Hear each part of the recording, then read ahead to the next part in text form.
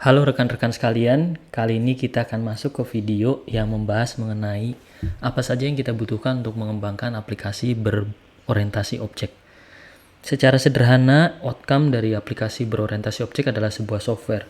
Dan kali ini saya akan memperkenalkan pendekatan yang paling sederhana untuk mengembangkan software berbasis PBO modern. Pertama yang kamu harus lakukan adalah kita melakukan P, yaitu kita melakukan planning, ya. Artinya kita melakukan perencanaan, ya, apa saja yang akan kita kembangkan. Dan lagi-lagi sudut pandang di sini adalah sudut pandang pemrograman berorientasi objek. Kita sedikit mengabaikan terlebih dahulu aspek-aspek engineering yang lebih dalam seperti software engineering, agile dan sebagainya. Kita menggunakan aktivitas P, planning. Kemudian setelah itu saya akan mengenalkan dengan D, yaitu design, ya. Oke. Kita harus merancang software kita sehingga mudah dipahami baik itu oleh pengguna ataupun oleh tim pengembang. Kemudian berikutnya adalah C, yaitu code, ya. Kita akan membuat kodenya, ya. Kita akan membuat kodenya. Dan yang terakhir, kita akan memperkenalkan dengan istilah accrue atau kumulatif, ya. Kita akan memaintain dan kita akan mendeploy kodenya. Aspek ini kita kenal dengan P, D, C, A. Dan video ini akan membahas PDCA di pemrograman berorientasi objek. Yuk kita mulai.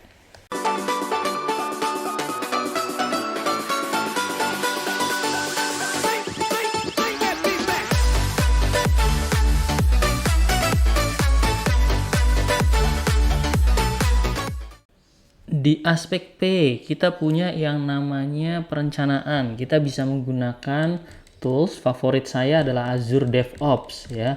Azure DevOps. Ya, ini adalah aplikasi semuanya sebenarnya, bukan hanya perencanaan saja. Tetapi dengan adanya Azure Board, fitur dari Azure DevOps ini bantu banget untuk melakukan perencanaan. Kalau kalian lebih berfokus pada perencanaan yang lebih konvensional, berfokus pada resource, budget, dan time, saya selalu menyarankan teman-teman menggunakan Microsoft Project. Ya, Microsoft Project. Ini cukup mumpuni untuk melakukan pengelolaan terkait dengan resource, budget, dan time. Tapi overall, kalau untuk engineering, saya lebih prefer Azure DevOps. Kalau teman-teman pengen menggunakan yang lain seperti Jira ataupun project management tools yang lainnya, silahkan. Jadi di sini kita punya Azure DevOps dan Microsoft Project. Ya, ini teman-teman, ya, Azure DevOps. Azure DevOps ini adalah sebuah aplikasi untuk plan, collaborate, dan ship faster software. Sesuai dengan namanya, mengadopsi konsep DevOps. Kamu bisa memulai ini dengan gratis untuk 5 orang pengguna. Gratis sejumlah project apapun, sebesar apapun gitu ya. Memang ada batasannya, tapi saya rasa untuk project-project yang kecil ini cukup. Dan kalaupun kamu merasa kurang, kamu akan punya beberapa kemampuan untuk menambahkan penggunanya di atas lebih dari 5. Dan pada saat kita bicara planning, kita akan kenal nih dengan Azure Board, ya. Ada beberapa video-video yang sudah membahas mengenai Azure Board, tapi kita tidak membahas ini. Yang saya ingin tekankan adalah ini adalah salah satu tools untuk melakukan planning. Tools berikutnya yang favorit saya adalah Microsoft Project. Microsoft Project ini memang long lasting banget teman-teman. Dia udah ada semenjak mungkin saya baru SMA gitu ya, atau SMP gitu ya. Oke, dalam contoh di sini teman-teman bisa melihat kita bisa manage waktu, resources, ya, dan bisa saja tentu saja dikonversikan dengan uang. Saya selalu menyarankan teman-teman kalau bisa menggunakan project, silakan gunakan Microsoft Project. Tapi ini sifatnya opsional, ya. Oke, bisa softwarenya project profesional, project standar, ataupun project online. Teman-teman bisa pilih. Tapi Microsoft Project menurut saya wajib untuk project yang sifatnya komersial dan punya pertanggungjawaban ke pihak ketiga.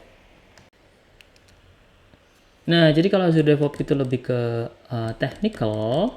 Nah, ini kan. Kalau MS Project ini lebih ke operational. Nah, gitu. Nah, sekarang untuk desain kita punya apa? Untuk desain kita punya banyak tools tentu saja. Pertama, kita bayangin dulu desain itu untuk desain apa. Apakah kita akan mendesain software gitu ya. Oke. Components gitu ya di dalamnya, atau kita akan mendesain user interface. Nah, ini ada dua tools ya.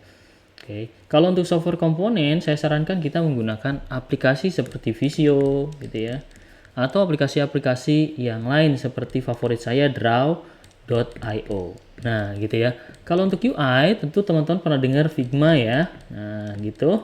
Atau even Visio juga bisa melakukannya. Tapi saya lebih prefer menggunakan Figma, Marvel App ya, dan aplikasi-aplikasi yang lain ya. Jadi teman-teman bisa membayangkan itu. Ini ya, saya sudah menunjukkan draw.io dan di sini teman-teman bisa melihat ada banyak sekali diagram yang umum kita gunakan. Yang umum kita gunakan tentu saja kalau dari sudut pandang object oriented programming ya, tentu saja pertama adalah class diagram. Class diagram ini untuk merancang kelas dan juga merancang atribut dan behavior dari sebuah kelas. Kemudian setelah itu teman-teman bisa menggunakan flowchart ya, atau yang lebih detail seperti swim lane diagram. Oke, kita nggak bahas ini semua, tapi mungkin kita akan bahas di video yang terpisah. Tapi kalau teman-teman bisa melihat, di sini ada tab khusus untuk software dan di sini teman-teman bisa melihat apa saja komponen yang umum dikembangkan untuk software. By default yang paling penting itu adalah mungkin pertama adalah flowchart ya atau swim lane diagram di dalamnya. Kemudian ada UML base seperti kelas diagram dan mungkin database diagram atau ERD ya. Teman-teman nanti bisa mengeksplorasinya di draw.io. Kalau kode saya yakin teman-teman udah nggak asing ya. Kalau kode kita udah nggak asing lagi nih ya. Kalau kode kita biasanya menggunakan Visual Studio ya. Atau teman-teman yang suka banget dengan cloud environment bisa pakai Codespace punyanya GitHub gitu ya.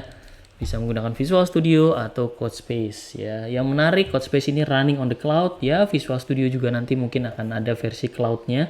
Tapi sementara ini saya cukup nyaman dengan Visual Studio 2022 atau yang lebih baru. Atau teman-teman yang suka Visual Studio Code juga fine gitu ya. Tapi saya selalu menyarankan kalau untuk yang bisa dilakukan di code ya di code aja ya. Kalau kecuali teman-teman memang perlu the power of Visual Studio misalnya buat aplikasi desktop atau buat aplikasi mobile cross platform seperti dengan Xamarin, saya sarankan pakai Visual Studio ya. Tapi kalau teman-teman cuma sekedar buat web gitu ya atau buat web API ya saya sarankan menggunakan Codes. Dan Codespace teman-teman ini kalau pengen pendekatan modern untuk memudahkan deployment dan development dalam satu lingkungan cloud ya, tapi isunya Codespace mungkin berbayar ya dibanding Visual Studio Code dan Visual Studio yang ada versi gratisnya. Tentu saja kalau bicara Visual Studio yang paling menarik saat ini adalah Visual Studio dan dukungannya dengan AI-nya. Ya, teman-teman bisa menggunakan dua hal di sini, AI dengan IntelliCode atau GitHub Copilot. Jadi dia bisa bantuin teman-teman coding ya, dan teman-teman bisa lihat ada beberapa varian Visual Studio yang bisa teman-teman capai. Pilih aja yang mana yang sesuai ya, seperti yang saya sudah katakan lagi. Kalau teman-teman pakai Mac, teman-teman bisa pakai Visual Studio for Mac ya. Di sini ada banyak banget informasinya dan kamu juga jangan lupa ikutin aktivitas seperti Microsoft Build dan sebagainya supaya kamu up to date ya. Dan kemudian nih berikutnya kita akan meng-accrue atau meng-accrue ini secara sederhana mengakumulasi, memaintain sebuah pekerjaan kita. Maka kita harus berada di tempat yang benar untuk meng-host aplikasi kita atau solusi kita.